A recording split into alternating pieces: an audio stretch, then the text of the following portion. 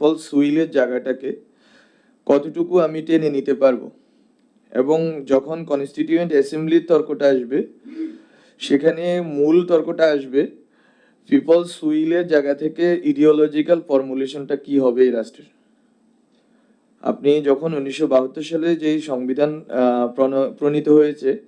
সেই সংবিধানে মূলত ইডিওলজিক্যাল যেই বায়াস ছিল, সে বায়াসটা ছিল মূলত, যদি আমরা বলতে পারি যে একটা দলের যে মূলনীতি এবং সংবিধানের মূলনীতি সেম, এবং ওই দলের প্রধানের নামে এই সংবিধানের মূলনীতিগুলোকে ওই দলের প্রধানের নামে নামকরণ করা হয়েছিল মুজিবিজম আর মুজিববাদ আকারে। তাহলে ওখানে যদি ধরি ওইটা কিন্তু শ্যাটার্ড হয়ে গেছে, এবং ওই আইডিওলজিক্যাল ফর্মুলেশনসগুলোকে পুনর্গঠন এবং পুনর্নির্মাণের সম্ভাবনা তৈরি হয়েছে, এবং সম্ভাবনা তৈরি হয়েছে বলেই জনগণ একাট্টা হয়ে এটাকে টপল ডাউন করছে। ফলত এই জিনিসটা খুবই গুরুত্বপূর্ণ যে আগামীর যে রাষ্ট্র হবে, যেমন আরেকটা কথা বলি যে এখানে অনেকেই বলতেছেন যে পলিটিক্যাল পার্টিসগুলোকে এনগেজ করতে হবে, কিন্তু পলিটিক্যাল পার্টি, অন্যান্য পলিটিক্যাল পার্টিস নাম না বলি তাদের যেই আদর্শিক পরিগঠন আছে সেটাও কিন্তু এই আন্দোলনের ক্ষেত্রে, উইলের ক্ষেত্রে কোনোভাবেই প্রতিফলিত হয়নি। ফলত ওই দলগুলোরও নিজেদের আদর্শিক রাজনৈতিক অবস্থানকে পুনর্গঠনের দরকার আছে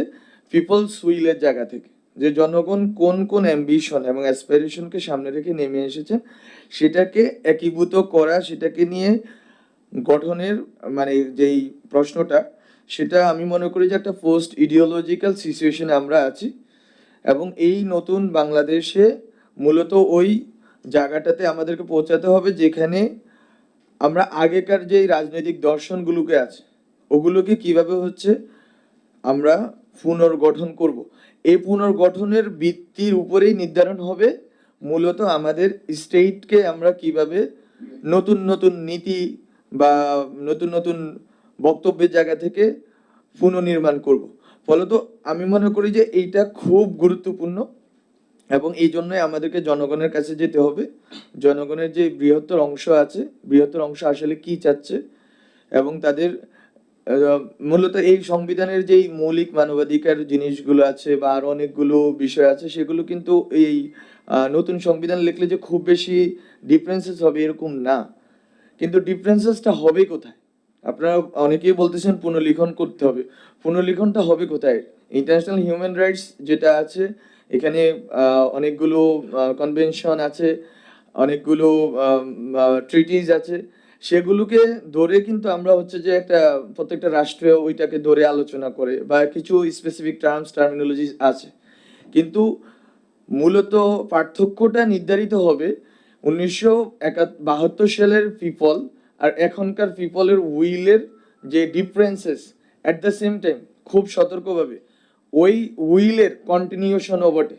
1971-এর যে পিপল ওনাদের উইলের সাথে তো আমাদের উইলের খুব বেশি ডিফারেন্স নাই, ওইটা একটা রাজনৈতিক দলের ভিতরে ঢুকে গেছে। সেখান থেকে বের করে 1971-এর পিপলস উইলকে আমি কিভাবে 24-এর পিপলস উইলের সাথে কানেক্ট করব, সেই রাজনৈতিক প্রস্তাবনাও আমাদের থাকতে হবে, এবং ওই রাজনৈতিক প্রস্তাবনাটাকেই কনস্টিটিউশনে ট্রান্সলেটেড করতে হবে। ফলত আমি মনে করি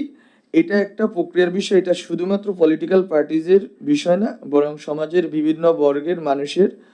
গল্পগুলো শুনতে হবে, এবং এই যে স্যাক্রিফাইসটা, এই স্যাক্রিফাইসটাকে আমাদের হাজার হাজার শহীদ এবং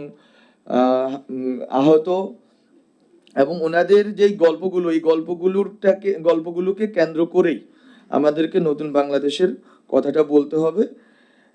তো আমি মনে করি যে এইটা হচ্ছে মোটা দাগে কনস্টিটিউশন যে আলাদা হলো এবং আমাদের যে নতুন যে জনগণ এটা যে আলাদাভাবে কনস্টিটিউয়েন্ট পাওয়ার নিয়ে আসলো, সেটার প্রতিফলন যদি সংবিধানে না থাকে তাহলে সংবিধান জাস্ট এই কয়েকটা অনুচ্ছেদ বদলে এটাকে লেখার আর দরকার নেই। বরং সংবিধান যদি লিখতে হয়, পুনর্লিখন করতে হয়, তাহলে এখনকার পিপলস উইলকে 1971-এর যে পিপলস উইল আছে, প্রক্লামেশন অফ ইন্ডিপেন্ডেন্স আছে, সেটার ধারাবাহিকতা আকারে এটাকে আমাদেরকে নিয়ে আসতে হবে, এবং ওইটার ভিতর দিয়ে আমরা মনে করি যে বাংলাদেশের জনগণ